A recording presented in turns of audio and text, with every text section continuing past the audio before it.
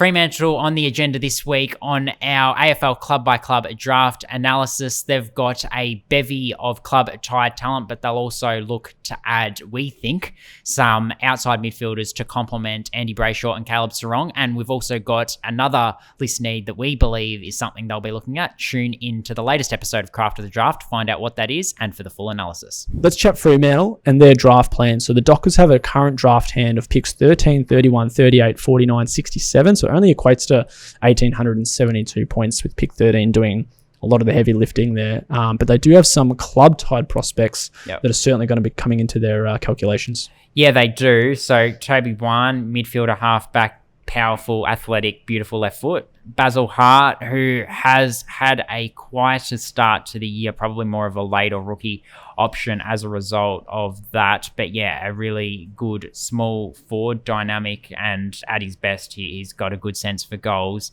and good pressure as well, playing a little bit deeper. Ryder Luke obviously had that 8-goal game that was very, very highly talked about earlier in the year as a medium forward. And then Tom Phillips, which is the player that behind Juan probably addresses their list needs best. You talked about the fact they've got Serong and Brayshaw, who are going to be stars for the next decade and great leaders of that football club as well. But who's that real offensive weapon that opposition clubs are going to look to shut down, and when he bursts out the front of stoppage, you're frightened if you're playing against them? That's probably the next layer of Fremantle's list, I would suggest. And Tom Phillips isn't necessarily that in terms of being an inside midfielder, but yeah, his outside smoothness certainly would complement your Serongs and your Brayshaws quite well, so it's quite handy for them having him tied to their club, a Scotch College border that is from Western Australia. Yeah, he's one that could really work off someone like Hayden Young. You know, the role that he has, and you know, they're going to have Serong, Brayshaw and Young for a long haul, but I still need to worry about, you know, when one of them are resting elsewhere on the bench, who's stepping in, and how do they mirror the quality of talent that they've got now. And you look at your Wans and your Phillips, not to say that they'll reach, you know, the heights of 3 top 10 picks that the Dockers have picked up across 2017, 18 and 19. But yeah, how do they just get the right players in and next in line in that pecking order? So as you said, versatile midfielders, similar to in our series when we chatted about Essendon.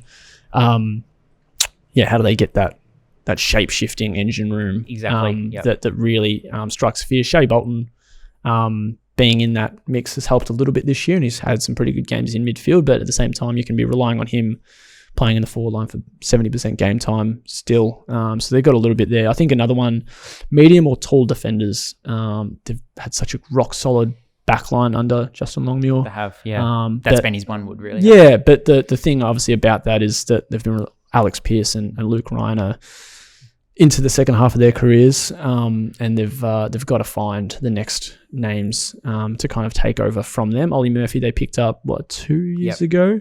Haven't quite seen him at the top level yet, and had some good upside, but they probably just need that next wave coming through. And there might be a few options for them this year.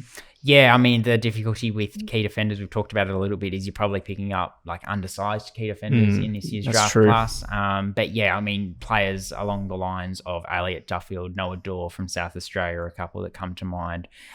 Xavier Taylor from Victoria, you mentioned he was in the top 20 in the open pool in your power rankings. So yeah, those are 3 that come to mind. And then there's obviously a slew of club-tied talent. Grady Turner is a Gold Coast Academy prospect. I do put him on the map because I do wonder whether Gold Coast match a bid for him, just given their array of talent. They've probably got some higher priorities, so he's one that could come into the open pool as well. And he's actually had a really strong start to the season as a lockdown defender. But yeah, it's certainly an area that Fremantle will have to look to address, Mitch. Yeah, I should mention Josh Draper as well. I've really liked him in the year he had after making his debut last year. Struggled to fit into that side, but yeah, more of those guys as well, like your Hugh Davies too.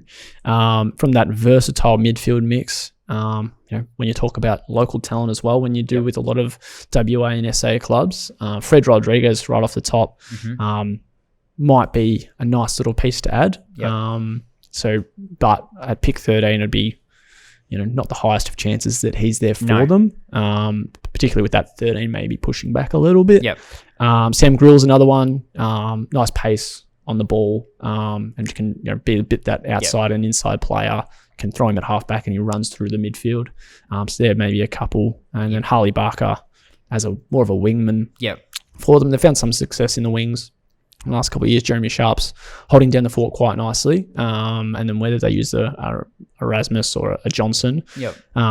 So there's a few options for them, I think, if they're looking to a midfield spot. Yeah, I think Johnson's got a future at Fremantle. I've been a big fan of his season so far. But if they're going to get a Fred Rodriguez or a Sam Grill, it's probably going to have to be them getting creative and getting up the draft board, the draft order a little bit.